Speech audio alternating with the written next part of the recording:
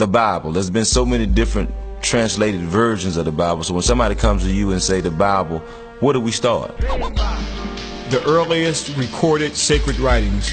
When one comes to a riverbank, you don't look at the riverbank from starting at that point. We want to find out where is the origin of this river. And only then can you understand the flow of the river. We have to go back to where are the first holy works written at?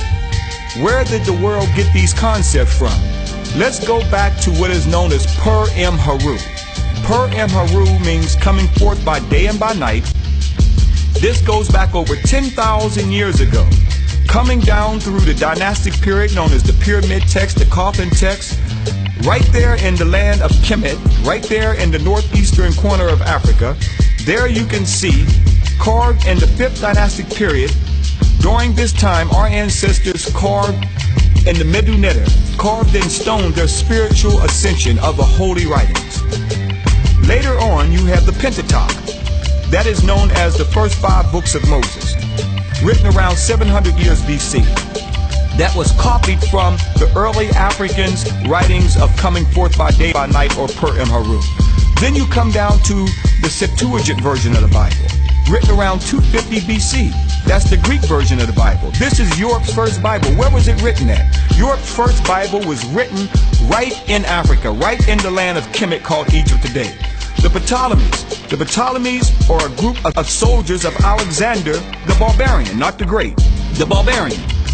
After his death, the Ptolemies took over at this time. And the Ptolemies commissioned the African Hebrews at that time in Kemet to write for them their Bible, known as the Greek version of the Bible, known as the Septuagint version of the Bible. Where did they get their writings from? They copied from the early Pyramid text that I talked about earlier. This is how they got the reference to the Bible. Then you have other various Bibles, like the Babylonian Talmud, one of the most racist versions of the Bible. The Babylonian Talmud Bible was derived, some of its writings was derived from the Conference of Jamnia in 90 AD, where they literally made up the Ham story. This is allegorical mythology written by white racist theologians, and we believe this to be an actual story. This is an allegorical racist myth of the whole Noah story and the curse story for the taking of the African Canaanites' land. But you come all the way down to the John Wycliffe version of the Bible, the Latin Vulgate version of the Bible. That was Rome's version of the Bible. Then you come down into what is known as the King James version of the Bible, written in 1611 AD. The King James, who rebelled against the Pope of Rome, and King James said, I'm the king of this day, we'll write our own Bible. And the Pope was against James because of his own promiscuous behavior. He also suffered from phagocytis. It's a very serious disease. It's still going on today. And then he decided to get Sir Francis Bacon, Henry Saville to write the Bibles for them. Now, it says on the first page of the King James version of the Bible that the book was diligently compared and revised. Diligently compared to what? To what I had just given you, the chronology going all the way back to African people who wrote Pur-im-Haru. That's why I said somebody knows something about us that they don't want us to know about ourselves. Even if we come down to the New American version of the Bible.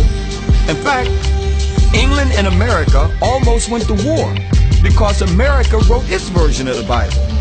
And England wanted their Bible to be the last Bible to be written. But again, America, acting on the same basis that England acted on, said, we're the king of this day. We'll write our own Bible. So in the early 1900s, around 1901, this is when we get the New American version of the Bible. Now, although you still have the King James version of the Bible still around, but in another 100 years from now, maybe even less than that, that book will slowly go out of circulation. Our great-grandmothers had the Greek version of the Bible, and it slowly went out of circulation. Now, the New American Bible will come into circulation. That's why I say the older the books, the more truth you have in it. That means the King James Bible will have more truth in it than the New American Bible. What's the difference in this truth? In the King James version of the Bible, it speaks of in Revelation, speaking of Yeshua, called Jesus today, that my hair is like lamb's wool and feet like brass as it put in an oven. Is that right? Clearly giving an identification that he is a black man. But when it gets down to the New American Version of the Bible, that identification clearly shows that he's a black man, but through white supremacy and the racism in America and the white cemetery schools or seminary schools, now we see that he is now become a great light. They have removed that. That is removed. He's a great light now. No longer is he coming with hair like lamb's wool and feet like brass is put in the oven. He is now a great light.